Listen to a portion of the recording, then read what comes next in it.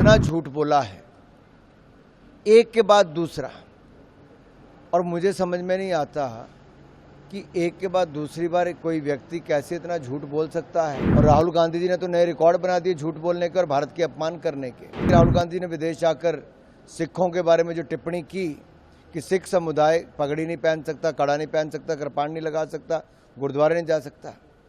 अरे सिखों का अपमान, हत्याएं कहीं पे हुई थी तो राजीव गांधी जी के दौर में 1984 में। कांग्रेस का हाथ भारत विरोधियों के साथ। साफ दिखता है कि इरादे कांग्रेस और पाकिस्तान के एक जैसे हैं। देखिए, जिस तरह से फारूक अब्दुल्ला जी दिल्ली में आके कुछ बयान देते थे, जम्मू कश्मीर में जाकर दूसरा बयान देते थे, इसी तरह से राहुल गांधी जी विदेश से बाहर जाकर दूसरा बयान देते हैं, घर में आकर फिर उस बयान से पलटने का काम करते हैं। सच्चाई ये है, जब जब राहुल गांधी जी का विदेशी दौरा हुआ, उन्होंने भारत को नीचा दिखाने का काम किया, देश का अपमान किया और इतना झूठ बोला है एक के बाद दूसरा।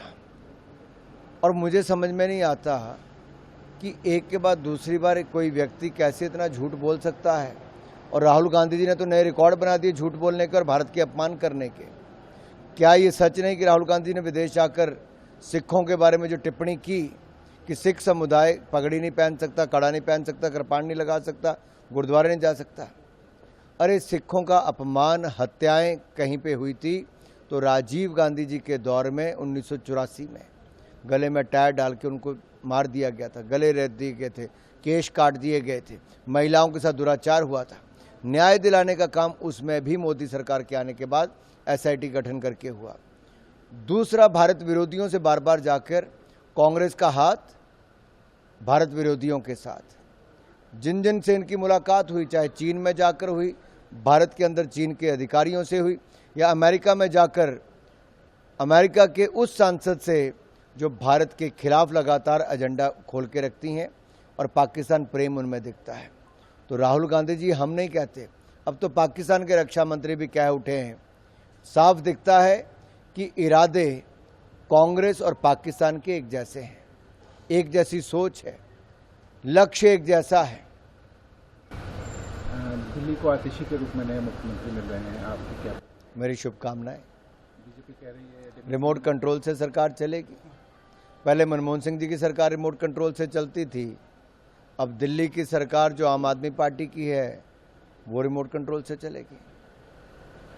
हिमाचल में जो प्रवासी आ रहे हैं बाहर से, उनको लेकर के प्रदेशवासियों में काफ़ी रोष है, जगह जगह प्रदर्शन हो रहे हैं। लोगों का मानना है कि उनकी प्रॉपर वेरिफिकेशन नहीं हो रही है और बिजनेस अफेक्ट हो रहा है। देखिए, एक नहीं अनेक ऐसे मामले आए हैं और वहाँ पे सबूत भी सामने आए। एक एक आधार कार्ड के ऊपर 15 लोगों की दुकानें चल रही हैं, अलग अलग काम हो रहे। अगर इस तरह के बातें अगर मीडिया, सोशल मीडिया में चल रही हैं तो सरकार क्या कर रही है? सरकार को पूरे हिमाचल के हर जिला में पूरी गहराई से इसकी जांच करनी चाहिए कि इस तरह की घटनाएं और कहां कहां पर हो रही हैं, इस तरह के झूठे प्रमाण पत्र कहां कहां बने हैं और जो बने हैं उनके खिलाफ क्या कड़ी कार्रवाई कर रहे हैं। बनाने वाले के खिलाफ भी, जो अधिकारी कर्मचारी है और जिसने बनाया है, इन दोनों के खिलाफ कड़ी कार्रवाई होनी चाहिए।